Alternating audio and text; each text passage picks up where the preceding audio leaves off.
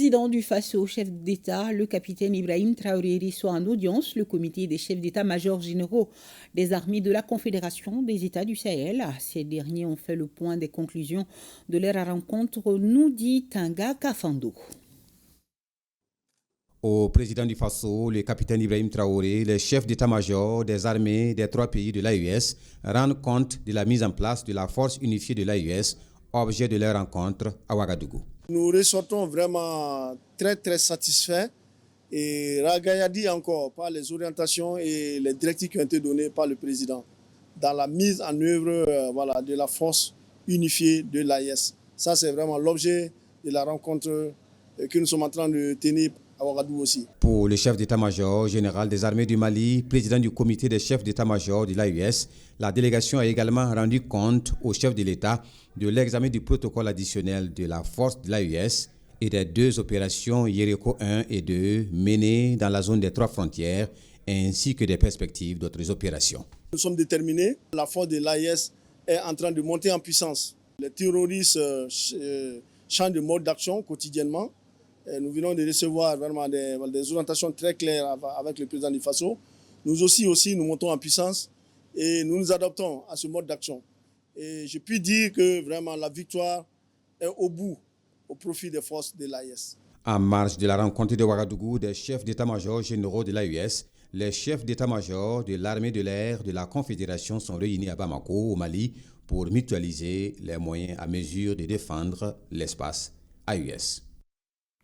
Cap sur le Niger, conférence débat sur la situation politique, économique et sociale du pays ainsi que celle des pays membres de l'Alliance des États du Sahel, organisée pour les étudiants de l'université Abdou Moumouni de Niamey. La place Amadou Boubacar, communément appelée place Abbé, a abrité la cérémonie.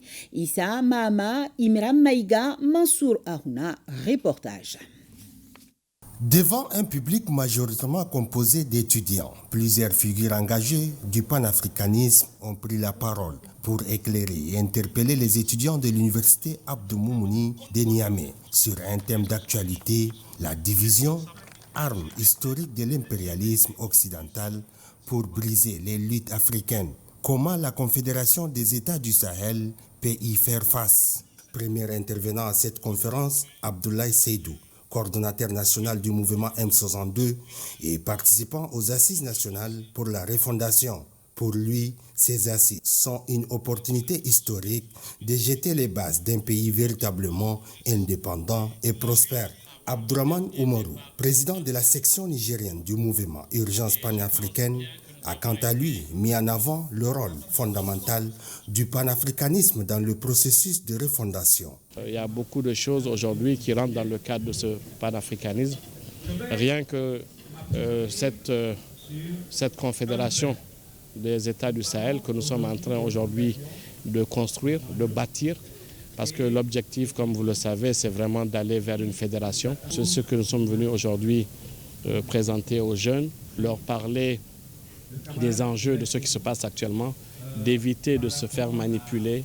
Parmi les voix marquantes de cette table ronde, celle de Nathalie Yam, consultante indépendante et figure emblématique du panafricanisme engagé, elle a abordé un thème aussi sensible que stratégique, à savoir la division arme historique de l'impérialisme occidental pour briser les luttes africaines. Nous sommes dans une époque de lutte permanente et c'était de bien pouvoir souligner cela auprès des étudiants, qui sont ceux pour qui on se bat, qui sont ceux qui vont devoir continuer le combat, le pérenniser, l'ancrer.